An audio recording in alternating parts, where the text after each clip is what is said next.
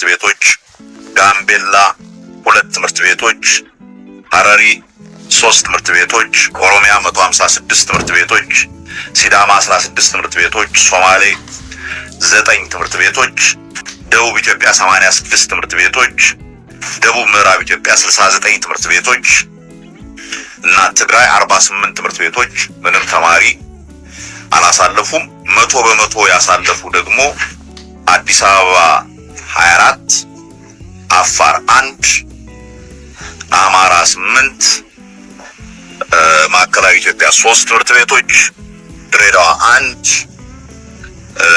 ጋምቤላ ምንም የለም፣ ሐረሪ 1፣ ኦሮሚያ 37 ትምህርት ቤቶች 100% አሳልፈዋል። ሲዳማ 2፣ ሶማሌ 1፣ ደቡብ ኢትዮጵያ 4፣ ደቡብ ምዕራብ ኢትዮጵያ 1፣ ትግራይ 4።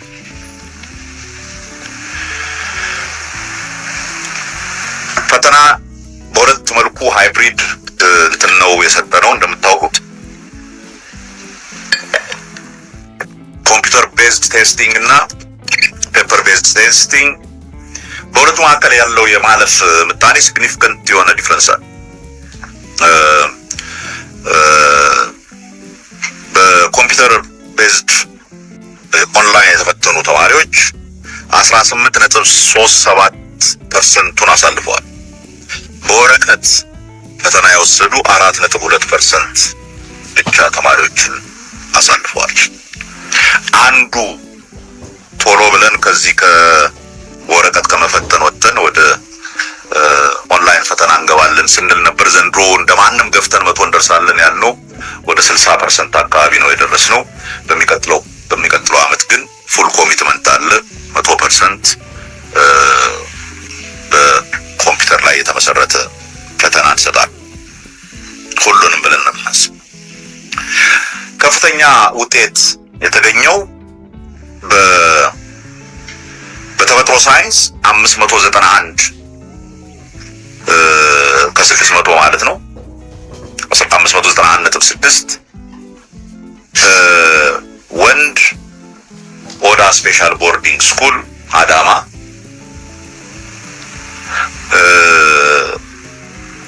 ከሴት በተፈጥሮ ሳይንስ ትልቁ የተገኘው ሁለተኛው ውጤት 583 ነው። እቺም ሴት ልጅ አገው ምድር ወይም እንጅባራ ከተማ ውስጥ ያለ አገው ምድር የሚባል ትምህርት ቤት። በማህበራዊ ሳይንስ ሁለቱም በናቹራል ሳይንስ ነው የወንድና የሴት። በማህበራዊ ሳይንስ ትልቁ ውጤት 576.25 ነው። ዶዶላ ኢፋቦሩ ወንድ፣ ሴት ደግሞ 569.1 ቦሌ አዲስ አበባ ሱፐር ሆሊ ሴቪየር ትምህርት ቤት የሚባል ከዛ ነው በሃይስት ግሬድ የተገኘ። ሁሌም እንደሚጠበቀው ከተለያዩ ጥፋቶች ምናምን የሚገኙ አሉ። ከዛ ሱፐርቫይዘሮች የሚመጡ ኮምፒውተር ላይ ስንከታተል ምን ይዛቸው እነሱን የበለጠ እያጣራን እንሄዳለን። ሲገቡ ኮምፒውተር ስልክ ይዘው በመግባት በምናምን በተለያየ መንገድ ወደ 265 አካባቢ ተማሪዎች ከፈተናው እንትን ተብለዋል። ኮምፒውተር ላይ ደግሞ ባለ ኢሬጉላሪቲ ተብሎ እየተጣሩ በዝርዝር እየተጣሩ ያሉ ተማሪዎች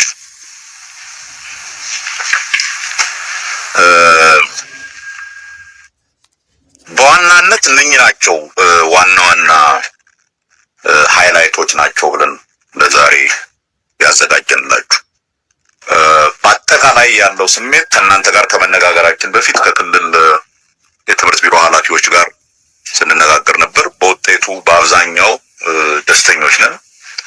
ከዚህ በፊት ከነበረው መሻሻል እየታየ እንደሆነ፣ የምንሰራው ስራ ሪፎርሙ ውጤት እያመጣ እንደሆነ፣ አሁን ዝም ብሎ የማለፍ ቁጥር መጨመር ብቻ ሳይሆን በትክክል ተምረው ያለፉ ተማሪዎች ቁጥር እየጨመረ ያ ደግሞ የዩኒቨርሲቲዎቹን የትምህርት ጥራት ሲግኒፊካንት እየጨመረው እየሄደ እንደሆነ ነው የምንገነዘበው።